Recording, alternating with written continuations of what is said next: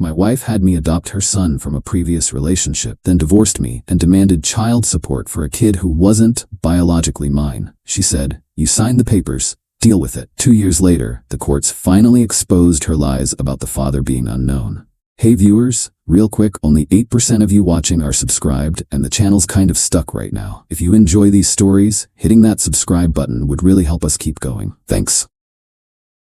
2 years into a legal nightmare that's finally ending. But I need to start from the beginning so you understand how deep this goes. My name's Matt and I'm 36. 4 years ago, I married Angela, who was 31 at the time and had a 4-year-old son named Tyler from a previous relationship. She told me Tyler's biological father was some guy she dated briefly, who disappeared when she got pregnant, said she had no way to contact him, and his name wasn't even on the birth certificate. Being the stand-up guy I thought I was, I offered to adopt Tyler after we got married. Kid needed a father figure, and I genuinely cared about him. Angela was over the moon about it, kept saying how lucky Tyler was to have a real dad who chose to love him. The adoption process took over a year. Lots of paperwork, background checks, home visits from social workers. The court required us to publish legal notices in newspapers for 6 weeks, trying to locate any unknown biological father. When nobody came forward, and since Angela swore under oath that the father's identity was unknown, the court allowed the adoption to proceed. I became Tyler's legal father in every way that mattered. Changed his last name to mine, added him to my insurance, started a college fund, the whole thing. For 18 months, everything was good. Tyler called me dad, I took him to Little League games, helped with homework. I loved that kid like he was my own blood. Then, Angela started getting weird. Staying out late, being secretive with her phone, picking fights over nothing. Classic signs, but I was too trusting to see it clearly. 2 years ago, she hits me with divorce papers. Says we've grown apart, wants different things, the usual script. But here's where it gets interesting. 4 weeks after serving me with divorce papers, Angela files for child support. Not just any child support. She's demanding I pay for Tyler even though she's the one who left and is trying to limit my visitation. "You adopted him," she says, when I ask why I should pay support for a kid I won't even get to see regularly. "You're his legal father now. That doesn't change because we're getting divorced." Legally, she was right. When I adopted Tyler, I took on all the responsibilities of being his father, including financial support if we divorced. I'd walked right into it, but something about her attitude bothered me. She seemed way too confident about the whole thing, like she'd planned this out. When I mentioned fighting for joint custody, she laughed. "Good luck with that. Tyler's not even your real son and you know it." That comment stuck with me. Not your real son. Why would she phrase it that way if the biological father was truly unknown? The investigation begins. My divorce lawyer David suggested I hire a private investigator to look into Angela's background for the custody case. Maybe find character witnesses or evidence of her fitness as a parent. The PI, a former cop named Steve Martinez, started digging into Angela's past relationships and financial records.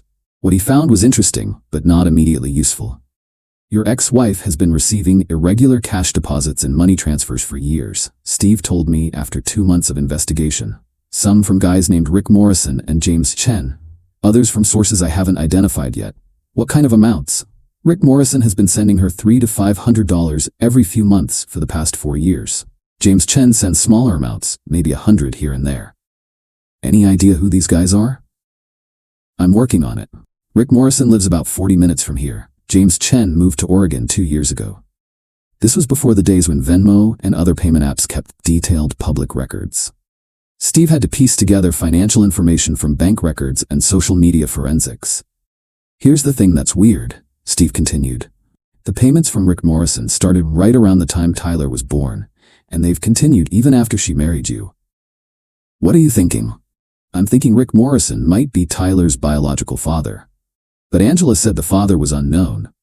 Angela said a lot of things under oath. Doesn't mean they were true.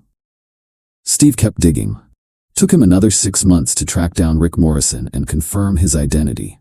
Turns out Rick was an electrician who dated Angela for about 8 months 5 years earlier. "I need to approach this carefully," Steve warned me. "If Rick is Tyler's father and Angela lied about it in court, we're talking about potential perjury charges. But we need solid proof before we make any accusations." The breakthrough. The breakthrough came 18 months into my investigation. Steve managed to locate Rick Morrison and, after some convincing, got him to agree to a meeting. Rick turned out to be a pretty normal guy. Works as an electrician, owns his house, seemed genuinely concerned when Steve explained the situation. Angela told me she was marrying some guy, but I had no idea he was adopting Tyler, Rick told us. I've been sending her money to help with Tyler since he was born. Did you know about the adoption proceedings? No, if I'd known, I would have objected. Tyler's my son. Are you sure about that? I mean, I think so. Angela and I were together when she got pregnant. Timeline works out, but she always refused to do a paternity test. Steve and I exchanged glances. Why did she refuse? Said it was expensive and unnecessary since she knew I was the father, but then she also said she didn't want me to have any legal claim to Tyler. What do you mean? She wanted child support but didn't want me to have custody rights. Said if we did a paternity test and I was legally recognized as the father, I might try to take Tyler away from her. This was making sense now. Angela had been collecting informal support from Rick while blocking him from having any legal parental rights. Then she convinced me to adopt Tyler, giving her another source of support and eliminating any chance of Rick establishing paternity. Rick, would you be willing to take a paternity test now? Absolutely. I've wanted to know for sure for years. And if Tyler is your son, would you want to pursue custody rights? I'd want to be part of his life, yeah. I've missed 4 years already. Legal strategy. Getting a paternity test wasn't simple. Tyler was legally my son now, so Rick had no standing to demand testing, and Angela sure wasn't going to agree to it voluntarily. David, my lawyer, researched the options. We could petition the court to allow paternity testing based on fraud in the adoption proceedings, but we'd need to prove Angela lied about the father being unknown. How do we prove that? We need evidence that she knew Rick was the father and concealed that information from the adoption court. Steve went back to work, this time focusing on communications between Angela and Rick around the time of the adoption.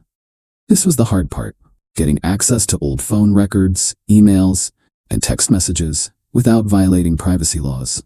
It took another 8 months, but Steve finally found what we needed. Through a combination of social media forensics and interviews with mutual friends, he discovered that Angela had been in regular contact with Rick throughout our marriage. She's been lying to both of you, Steve reported. Rick has been sending her money for Tyler, and she's been giving him updates about Tyler's activities and school progress. So she maintained a relationship with him? More than that, I found witnesses who saw them together multiple times over the past 3 years, always when you were at work or out of town. What kind of meetings? Looks like Rick was seeing Tyler occasionally, unofficial visits that Angela arranged but never told you about. This was the smoking gun we needed. Angela hadn't just failed to identify Tyler's father, she'd actively maintained a relationship with him while lying to the adoption court about his whereabouts. 2 years after my divorce started, David finally had enough evidence to petition the court for paternity testing and potential reversal of the adoption. The motion alleges fraud in the adoption proceedings based on Angela's failure to disclose the identity and involvement of Tyler's biological father. David explained. What are our chances? Hard to say. Courts don't like reversing adoptions, even when there's evidence of fraud. The standard is always what's in the best interest of the child. What's Tyler's position in all this? The court will appoint a guardian ad litem to represent Tyler's interests independently. They'll evaluate what arrangement is best for him. And if we prove Angela lied, then we petition to void the adoption and terminate your support obligations. Rick would be free to pursue his parental rights. What about Angela? If she committed perjury in the adoption proceedings, that's a separate criminal matter. But our focus is on the civil case first. The court battle. The hearing process took 6 months. Angela fought every step, hiring an expensive family law attorney and arguing that even if Rick was Tyler's father, the adoption was still valid because it was in Tyler's best interests. Rick joined the case as an intervening party, requesting paternity testing and, if confirmed, seeking to establish his parental rights. Tyler's guardian ad litem interviewed everyone involved and spent time with Tyler to understand his feelings about the situation. Tyler was confused by the whole thing, but seemed to handle it okay. The paternity test results came back conclusive. Rick was Tyler's biological father, with 99.7% certainty. Angela's lawyer tried to argue that Rick had abandoned his parental rights by not pursuing formal custody earlier. Rick's new attorney countered that Angela had actively concealed Tyler's existence and prevented Rick from asserting his rights. Your Honor, Rick's lawyer argued, My client has been financially supporting this child for years, while being denied any legal recognition as the father. Ms. Rodriguez deliberately concealed his paternity to manipulate the adoption system. The judge took 3 weeks to review all the evidence before issuing his ruling.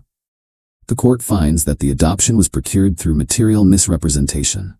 Ms. Rodriguez knew the identity of Tyler's biological father and concealed that information from the court. However, the court must also consider Tyler's best interests after 3 years of believing Mr. Patterson was his legal father. The court hereby orders DNA testing to confirm paternity, and if confirmed, will consider Mr. Morrison's petition for parental rights. The adoption will remain in effect pending further proceedings to determine the most appropriate custody arrangement. It wasn't the complete victory we'd hoped for, but it was progress. The final resolution took another year of court proceedings. Rick was confirmed as Tyler's biological father and granted visitation rights that gradually increased to shared custody. My adoption wasn't technically reversed, but my child support obligations were reduced since Rick was now contributing as well. The court essentially created a shared financial responsibility between Rick and me. Angela lost her exclusive control over Tyler and had to deal with Rick having legitimate custody rights. She also faced scrutiny from Child Protective Services for her deception in the adoption proceedings. No criminal charges were filed against Angela despite the perjury evidence. The DA's office said it wasn't worth prosecuting since it was a family court matter, and Tyler's welfare was being addressed through the custody arrangement. 2 years later.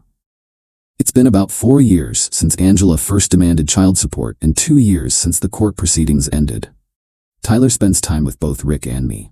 It's not a perfect situation, but the kid seems to have adapted well. He's got 2 father figures who both care about him, which is better than a lot of kids get.